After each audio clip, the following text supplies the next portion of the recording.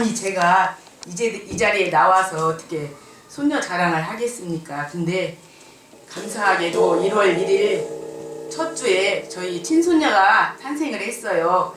근데 탄생하기까지는 참 어려운 동기가 있었어요.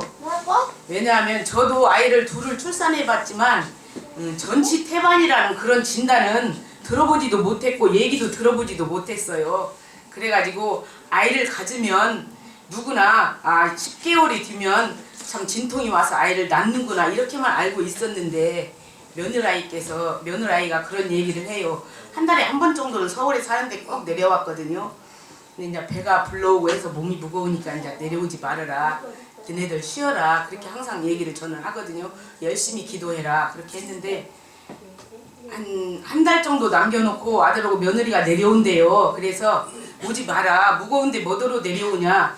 애기 출산할 때 되면 내가 올라갈게. 그랬더니 아니에요 어머니. 그래도 출산하면 아이 데려오고 내려오기가 힘들 것 같으니까 한번 어머니 아버지 뵙고 올라가야 제 마음이 편할 것 같다고 그러면서 내려오겠대요. 그래서 그러면 와라 네 마음이 그렇다면 그랬더니 정말 내려왔어요. 근데 그때가 아마 11월 우리가 원래 마지막 주쯤 됐을 거예요.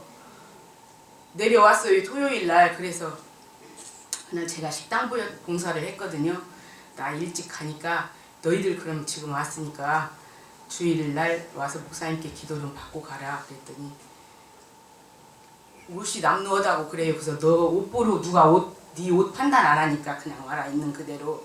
그랬더니 하여튼 알았다고. 근데 그런 얘기를 해요. 어머니 저 불안해요. 그래요. 그래서 왜 불안하냐 그랬더니 지금까지 댕긴 병원에서 자신할 수 없으니까 무조건 큰 대학병원으로 가라고 그렇게 의사선생님이 얘기를 했대요. 그러냐?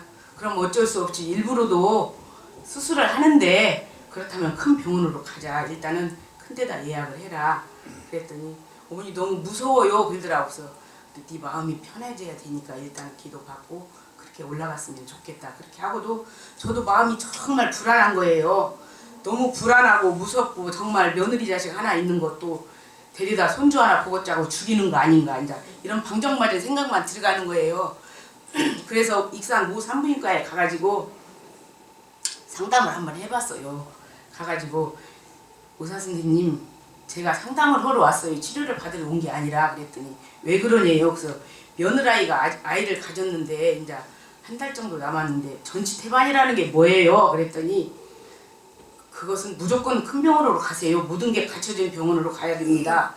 수술을 하면 산모나 아이나 괜찮습니까? 그랬더니 수술을 해도 그런 상황이면 산모가 위험해지는 상황이 처해질 수가 있다고. 그럼 어떻게 해야 돼요? 그랬더니 어떤 위험한 일이 닥치는 거예요. 그랬더니 피를 많이 흘리면 수혈을 받아야 되고 혈압이 떨어지면 그때 당시에 필요한 응급처치를 해야 되니까 그런 모든 것이 갖춰진 병원으로 가야 된다고. 그러냐고. 그렇게 하고는 집에 돌아와가지고 우리 김 집사한테 당신도 기도 많이 하라고. 이게 당신은 남자라 여자의 몸에 대해서 모르지만 참 나도 이런 소리 처음 들었는데 지금은 제가 참 웃으면서 말할 수 있지만 눈물을 흘리면서 그랬어요. 우리 기도 열심히 하자고. 믿는 자는 하나님한테 매달리는 수밖에 없잖냐고. 이 돈으로 자식을 살 수 있느냐고. 그렇게 했더니 그냥 끄덕끄덕 그렇게 해요. 그렇게 해가지고 이제 일단 그렇게 지내고 이제 하여튼 그날 교회에 왔어요. 애들이. 근데 목사님한테 제가 말씀을 드렸어요. 감히 항상 두 교회가 이렇게 합쳐져서 바쁜 상황인데 목사님 저희 며느라이하고 아들이 왔는데 아마 이따 올지는 모르겠는데 기도 좀 부탁드립니다. 어떻게 이런 상황에 처해 있습니다. 그랬더니 목사님께서 알았다고 하시고 예배 끝나고 누가 누군지 모르니까 좀 알려달라고 그래서 식당에서 일을 하다 제가 꼭 이 자리에 앉았는데 얘기를 했어요. 그랬더니 목사님이 참 간절하게 기도를 해주셔가지고 그렇게 하고 이제 큰 병원으로 가서 또 진찰을 받았대요. 처음으로. 그랬더니 순산하고 싶냐고 그러더래요. 그래서 정말로 나는 순산하고 싶다고 그랬더니 그럼 열심히 한 달 동안 운동하고 우리 노력해보자고 그러시더래요. 한다고. 근데 언제 낳고 싶냐고 그러더래요. 근데 날짜는 1월 12일 날이 예정일인데 36주만 지나면 나도 아무 이상이 없다고 한다고. 그래가지고 저는 1월에 낳고 싶어요. 그랬더니 1월 1일이나 2일이나 3일 안에 낳고 싶다고 했대요. 그래서 네가 나고 아픈다고 나는 것이냐. 아기가 속에서 나오려고 해야 나오는 것이지 내가 그랬어요. 그랬더니 이제 그렇게 기도를 받고 올려 보냈는데 그때부터 제 마음이 편해지는 거예요. 그래서 내가 신권사님하고 유장로마님한테는 제가 말씀을 드렸어요. 수요예배 오는 도중에 권사님이 시간 나시면 기도 좀 해주세요. 우리 아이가 이렇게 생겼대요. 시간 날 때마다 좀 기도 좀 해주셔요. 그랬더니 알았어. 그러고 오시더라고. 근데 참 그렇게 목사님 기도를 받고 올려 보냈는데 제 마음이 참 차분해지고 편안해지고 그랬는데 이제 그렇게 해서 시간이 흘렀어요. 근데 이제 1월 12일이니까 아직 멀었겠지 하고 송구영신 예배를 오기 전에 교회를 제가 출발하기 전에 또 며느리한테 전화를 했어요. 야 수키야, 네 어머니, 너 이제 오늘 밤 지나면은 내일이면 1월 1일이지 않냐, 지금 열심히 운동하고 잘 먹냐 그랬더니 네 어머니 오늘 또 잘 먹었어요. 그래요. 또 애기 낳고 나면 매운 것도 못 먹어. 그러니까 먹고 싶은 거 있으면 지금 다 먹어야 돼. 그랬더니 알았어요 어머니. 그래서 수키야 힘내 숨풍 그랬더니 네 그래 어머니 기도 들어주셨으면 좋겠어요. 그래 그렇게 얘기를 하더라고요. 그래서 이제 그렇게 하고 이제 또 송구영령 집례배를 오고 또 첫 주가 1월 1일이었잖아요. 근데 아침에 딱 교회를 오려고 준비를 하고 있는데 아들한테 전화비 딱 울려서 아참 마음이 또 덜컥하더라고요. 받았더니 아니나 다를까 그날 빡세게 운동을 했대요. 마지막 날 막 가네들이 5층 계단으로 올라다니는 데를 사는데 7층 건물인데 거기를 3번을 오르락내리락 운동을 했대요. 그래가지고 이제 자는 새벽에 이게 막 탁 하혈을 했나 봐요. 그러니까 놀래가지고 얘네들이 병원을 갔대요. 그렇게까지는 얘기를 안 하더라고요. 근데 이제 제가 이제 딱 오후 예배까지 마치고 준비를 이제 며칠 걸리겠지 하고 이제 옷이야 뭐야 좀 준비를 해가지고 같이 출발을 했어요. 여기서 한 4시 좀 넘어서 가는 도중에 엄청 막히더라고요. 근데 제가 가면서 그래서 이제 기도를 또 했죠. 우리 김 집사한테 가는 도중에 순풍했으면 좋겠는데 하나님 왜 기도 들어주실까 하고 이제 제 마음속에 기도를 하고 이제 가는데 5시 20분 23분 아들한테 전화가 왔어요. 아니 그러기 전에 제가 먼저 문자를 보냈어요. 어떻게 진행이 되고 있나 그랬더니 아무 소식이 없어요.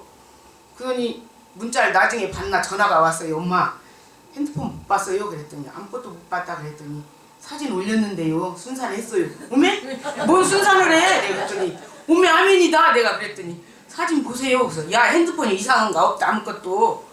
근데 또 딸한테 전화를 했어요. 딸도 서울을 사는데 야 수키가 아기를 순산했다는데 너 소식 들었냐? 그랬더니 뭔 아기를 그새나 그래요. 그래서 낫디야 그랬더니 알았어 핸드폰 뒤져볼게. 그러더니 하도 문자가 떴어요. 아기 사진이 오메 난 거예요.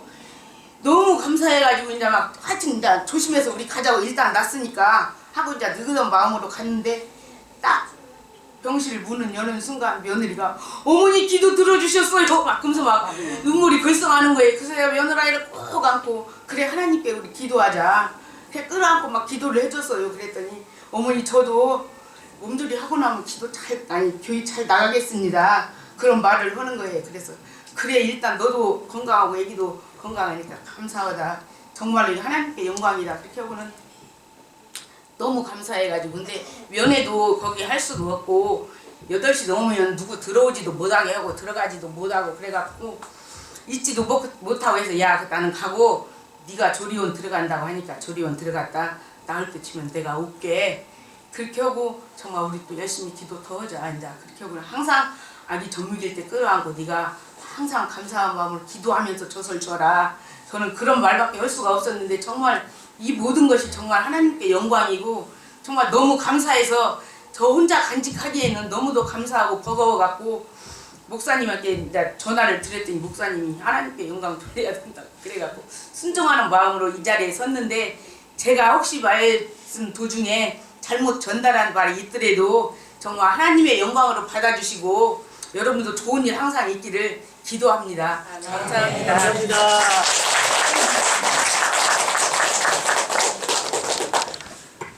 예, 참 하나님께 영광과 감사를 올려드립니다.